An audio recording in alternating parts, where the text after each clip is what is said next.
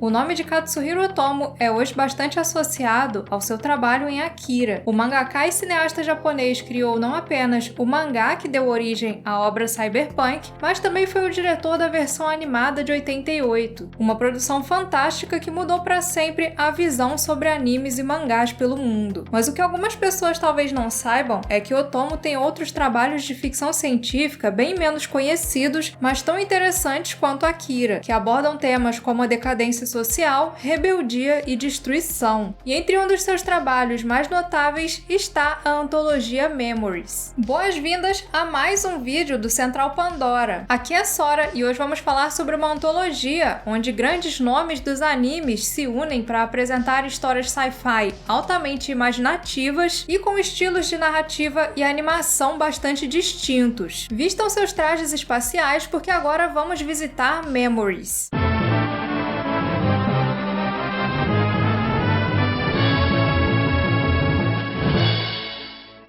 A história de Katsuhiro Otomo com antologias animadas começou logo antes de Akira, quando em 1987 ele colaborou nos projetos Neo Tokyo, da Madhouse, e depois em Robot Carnival, da Ep. Mas o seu maior feito nesse ramo veio mesmo em 1995, quando ele assumiu a frente de Memories, uma antologia que adapta 3 das suas histórias curtas publicadas em mangá. A primeira das 3 histórias, que é a mais longa e a favorita da maioria das pessoas, inclusive a minha, é o terror espacial Magnetic Rose, ou Rosa Magnética.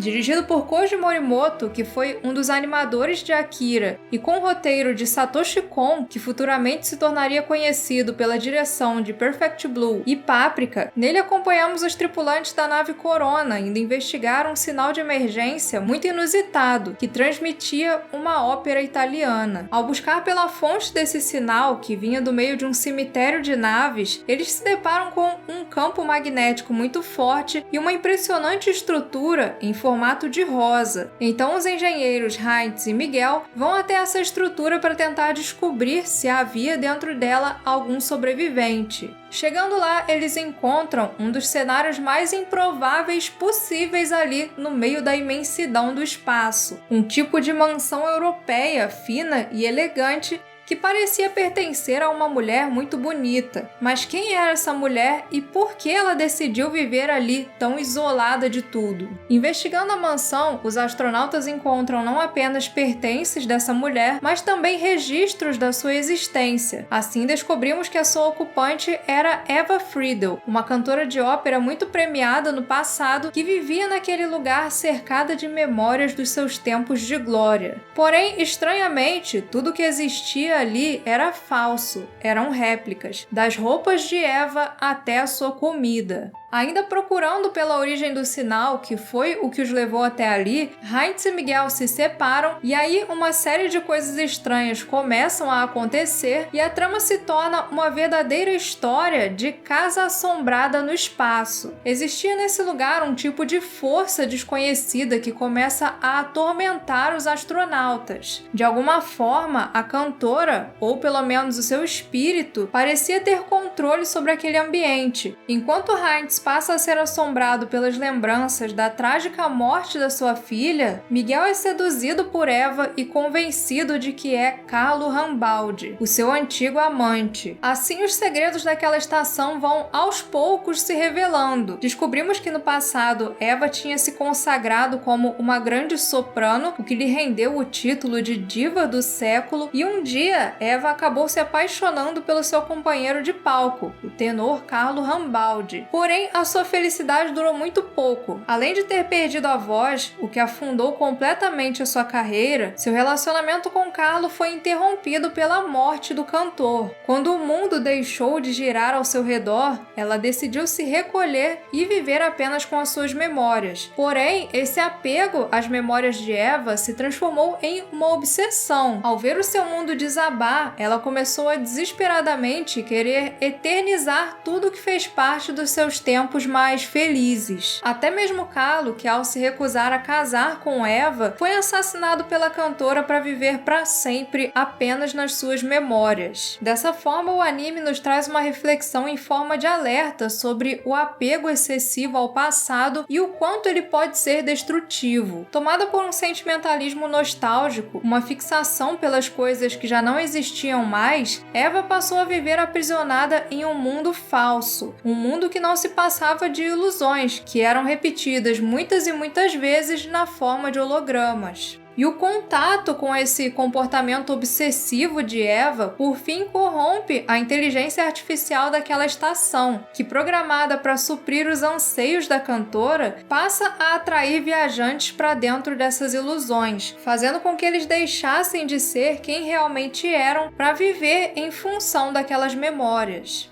É inegável que o forte desejo de retornar ao passado, de ter uma segunda chance para ter de volta aquilo que perdemos ou voltar a tempos em que as coisas eram melhores, pode ser realmente doloroso. Porém, a dura realidade é que o passado é passado e a fixação nele, por mais que pareça uma fuga confortável, é algo que na verdade nos aprisiona, tira nossas forças para encarar a realidade nua e crua. Em Rosa Magnética temos uma história melancólica de astronautas encantados pelos devaneios de um computador perdido em uma fantasia escapista. Além de pegar influências de grandes obras da ficção científica como Alien, o Oitavo Passageiro, 2001, Uma Odisseia no Espaço e Solaris, sua ambientação é complementada de forma magistral pela trilha sonora de Yoko Kanno, que aposta na união da beleza das óperas Madame Butterfly e Tosca, do italiano Giacomo Puccini, com outros ritmos clássicos e modernos que tornam o segmento mais melancólico e impactante.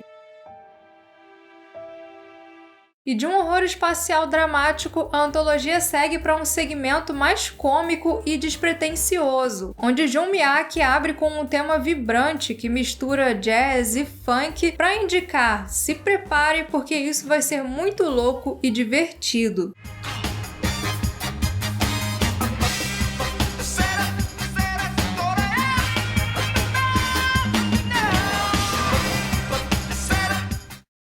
Stink Bomb, ou Bomba de Fedor, dirigido pelo diretor e animador Tensai Okamura e com o roteiro do próprio Otomo, nos apresenta uma narrativa bem simples. Ao tentar aliviar os sintomas da sua gripe, o técnico de laboratório Nobuo Tanaka ingere por engano um comprimido experimental que causa nele alguns efeitos colaterais bastante inesperados. Depois de acordar de uma soneca, o técnico se depara com todos os seus colegas de trabalho inconscientes. E isso deixa ele bastante confuso, sem entender o que tinha acontecido. No meio de toda essa situação alarmante, ele acaba por fazer contato com um secretário do diretor de medicina, que pede a ele que leve os comprimidos restantes e os dados do projeto até um escritório em Tóquio. O problema é que ninguém, nem ele próprio, tinha notado que o corpo do Nobuo tinha passado a exalar um gás venenoso, que matava em pouco tempo todos os seres vivos à sua volta. Curiosamente, as únicas sobreviventes eram as plantas, que floresciam em meio ao gás mesmo fora da sua época. Tentando cumprir as ordens dos seus superiores a todo custo, Nobuo começa a levar caos e aniquilação por onde passa. Isso porque o comprimido que ele tinha ingerido era um protótipo de uma arma biológica. E quando as autoridades se dão conta da gravidade da situação, o exército é mobilizado para conter o avanço do gás. Através desse conto apocalíptico de humor ácido, onde um atrapalhado técnico passa a ser caçado por forças militares que se mostram tão atrapalhadas quanto, afinal, nessa de tentar parar o Nobuo, eles estavam só destruindo ainda mais as cidades por onde ele passava, temos uma crítica do autor ao militarismo, crítica que é direcionada especialmente à sua influência na indústria bioquímica, com seus segredos capazes de colocar em risco as vidas de milhares de pessoas inocentes alheias aos seus experimentos. Outro ponto colocado em evidência aqui é a interferência norte-americana no Japão. Além de revelar que a criação da arma tinha sido encomendada pelos Estados Unidos, no fim os americanos tentam se tornar os heróis do dia, usando trajes experimentais desenvolvidos pela NASA para se aproximar de Nobuo e capturá-lo vivo para estudos. E no fim, a grande ironia da história é que é justamente com um traje desses que Nobu cumpre a sua missão. Neutralizado dentro de um deles, o técnico é levado até a base, onde ao remover o capacete, espalha também o gás venenoso.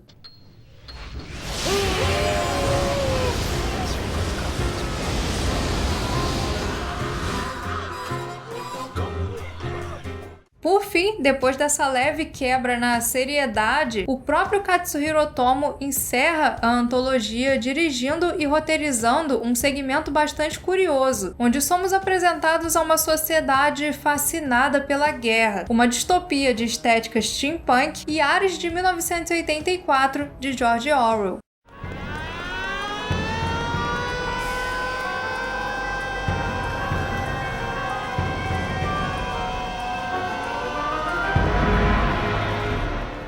Em Cannon Fodder, ou Bucha de Canhão, nós acompanhamos um dia na vida de uma família vivendo em uma sociedade que gira em torno da guerra e de canhões. Enquanto nas escolas as crianças são ensinadas sobre o assunto, os adultos trabalham fabricando munições e disparando tiros de enormes canhões em um inimigo distante. Um trabalho que é executado metodicamente todos os dias, onde um simples erro pode levar a graves penalidades. Mas contra quem eles estão guerreando? Essa é uma das grandes questões desse segmento. Enquanto a maioria da população é engajada com aquela natureza bélica e admira os heróis do passado, bravos soldados que aniquilaram inimigos com os seus canhões, ninguém sabe mais contra quem eles estão lutando. A guerra em si se tornou algo maior do que o seu propósito. No fim do episódio, um repórter na TV relata os danos que os canhões causaram nas cidades nômades inimigas.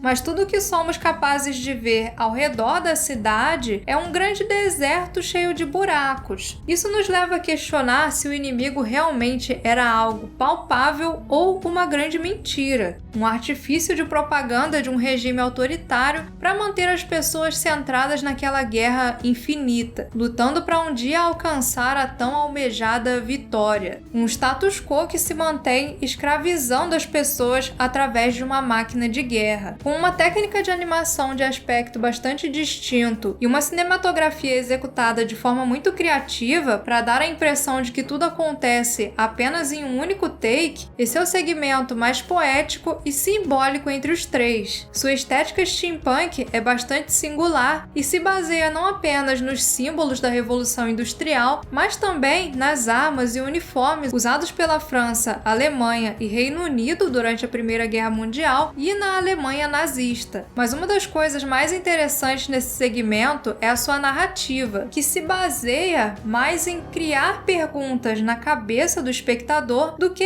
em apresentar respostas para elas. Nele praticamente nada acontece, mas é justamente aí que está o seu charme. Ele vai apresentando um quebra-cabeças que o próprio espectador vai montando, preenchendo as lacunas com o que foi mostrado, mas em momento algum foi falado. Algo que faz dele um exercício intelectual bem interessante. Por fim, o segmento se encerra ainda com um outro puxão de orelha deixado pelo autor. Enquanto idolatramos os líderes, aqueles que dão as ordens, muitas vezes acabamos doutrinados a nos esquecer do valor daqueles sem os quais a história não aconteceria. Os trabalhadores, os produtores. Durante o episódio acompanhamos todo o processo de disparo de um desses canhões, que envolve um grande número de operadores, e um deles é justamente o pai da família protagonista. Mas o garoto, ao admirar a figura de um oficial na guerra, diz que quer ser como ele, não como o seu pai, um mero carregador. Mesmo não sendo um favorito entre o público, Bucha de Canhão é um belo exemplo de arte e merece muito ser conferido. Parte do que vemos nele foi ainda reaproveitado posteriormente, com a adição de ares mais modernos em Steam Boy, filme steampunk produzido por Otomo em 2004, junto com o roteirista Sadayuki Murai. Memories definitivamente não foi tão impactante na indústria quanto Akira, que é inegavelmente a obra-prima de Otomo, mas ainda assim a antologia consegue ser uma experiência escapista muito singular para aqueles que gostam das diferentes faces que a ficção científica pode assumir, das nossas dificuldades dificuldades em lidar com o presente e o passado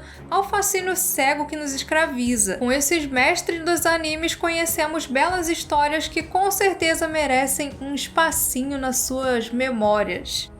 Gosta de ficção científica e quer saber mais sobre os seus diferentes universos? Então é só embarcar nessa viagem com a gente aqui no Central Pandora. Obrigada a todos que assistiram e vejo vocês por outras galáxias!